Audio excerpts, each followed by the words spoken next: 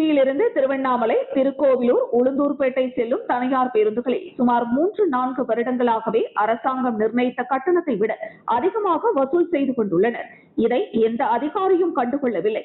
பொதுமக்கள் பலமுறை கேள்வி எழுப்பியும் அதற்கு தகுந்த பதில் கிடையாது.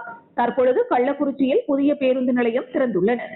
சங்கராபுரத்திலிருந்து புதிய பேருந்து நிலையம் செல்வதற்கு தனியார் பேருந்துகளில் 20 ரூபாய் கட்டணம் வசூலிக்கின்றனர். பழைய பேருந்து நிலையத்திற்கு 15 ரூபாய் வசூல் செய்கின்றனர். கள்ளக்குறிச்சி சங்கராபுரம் மொத்தம் 17 கிலோமீட்டர். அரசாங்கத்தில் தனியார் பேருந்துகளில் 1 கிலோமீட்டருக்கு 58 பைசா வசூல் செய்ய ஆணை உள்ளது. ஆனால் தனியார் பேருந்துகளில் அவர்கள் விருப்பப்படி வசூல் செய்கிறார்கள். வி கூட்ரோட்டில் இருந்து சங்கராபுரம் செல்வதற்கு ARR பேருந்தில் கடந்த வாரம் வரை 30 ரூபாய் வசூல் செய்தனர். தற்பொழுது 35 ரூபாய் வசூல் செய்கின்றனர். அதிலும் அந்த பேருந்து புதிய பேருந்து நிலையம் செல்ல மாட்டார்கள். பழைய பேருந்து நிலையத்தில் 15 முதல் 20 நிமிடங்கள் நிறுத்தி வைப்பார்கள். கள்ளக்குறிச்சியில் இருந்து புறப்பட்டு சங்கராபுரம் தாலுகா அலுவலகம் தான் பேருந்தை நிறுத்துவோம், ஆலத்தூர், முரார்பாளையம், மயிலாம்பாறை நிறுத்த முடியாது என தெரிவிக்கின்றனர்.